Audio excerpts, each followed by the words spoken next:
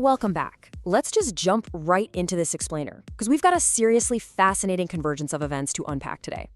We're going to take the incredibly volatile, fast-moving global macroeconomic picture we're seeing right now in late June 2026, and we're going to connect it directly to a very specific, actionable, micro-level opportunity in South Africa's climate finance sector. It's honestly pretty rare to see all this global noise funnel down into such a precise point of action. So we're taking the macro and we're making it micro. Here is our roadmap for today. We'll kick things off with global markets in flux, then pivot to South Africa's green transition, outline the World Bank opportunity, break down who should apply, and finally wrap up with why this matters now. Section 1. Global markets in flux. Okay, so to really grasp the urgency of local climate finance, we absolutely have to zoom out first. Just look at the sheer volume of needle-moving events crammed into a single week here. On June 18th, the US and Iran signed a 14-point memorandum of understanding covering the Hormuz reopening, sanctions, and nuclear talks. Literally, the very next day, we see a massive $5 billion corporate takeover. The day after that, diplomatic talks collapse right as a huge renewable cluster finishes construction in South Africa. Then gold tumbles, and suddenly, bam, on June 22nd, the World Bank publishes a major evaluation contract with a deadline just 2 days later on June 24th. This rapid-fire timeline perfectly captures the immense urgency and chaos defining late June 2026. So what's actually driving this friction in the financial markets? Well, on one hand, you've got a hawkish Fed pushing the US dollar all the way up to a one-year high. But on the other hand, the diplomatic sphere is totally stalling out. Implementation talks for that US-Iran MOU we just mentioned, they collapsed in Switzerland on day one because Israeli operations in Lebanon completely clouded the path forward. And the result of all this friction? Near-term support has just been entirely stripped from the bullion markets.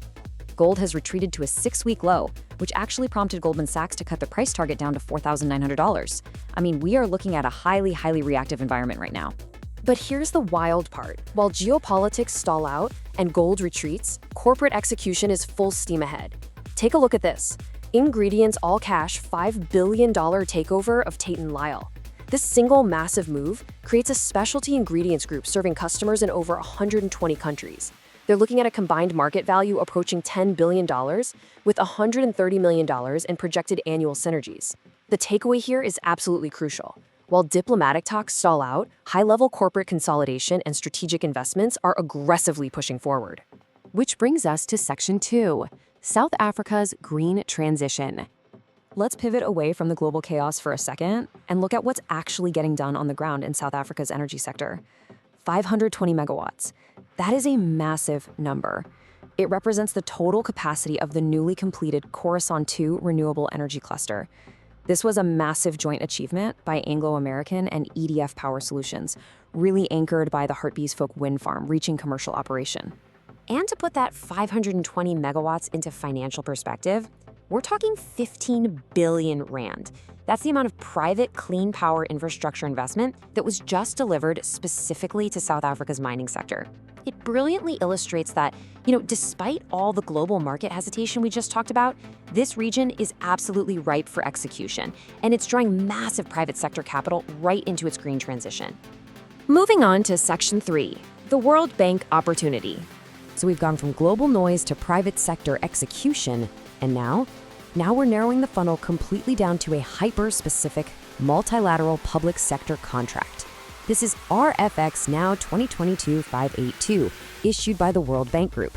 What they're looking for is an ex-post evaluation of climate adaptation interventions implemented in South Africa through the Adaptation Fund. And you have got to notice this incredibly tight time frame. This opportunity hit their administrative procurement update on June 22nd, and the bid closing date is June 24th. That is a razor-thin window for a major multilateral contract focused on climate finance and monitoring. Now, just to make sure we're all on the exact same page here, what exactly is an ex-post assessment? Basically, it's an independent evaluation conducted to measure outcomes, assess the impact, and identify lessons learned from funded climate resilience initiatives. The World Bank is doing this as part of a much broader push to strengthen accountability and evidence-based decision-making across all their climate finance programs. In short, they need to know what worked, what didn't, and exactly why.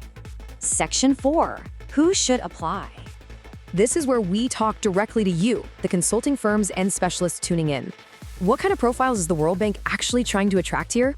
Well, International climate finance evaluations like this typically require multidisciplinary teams. They need a solid mix: environmental and sustainability consultancies, M&E firms, climate finance specialists, research institutions, universities, and independent adaptation consultants. You really need expertise in environmental economics, impact assessment, and public policy for this one.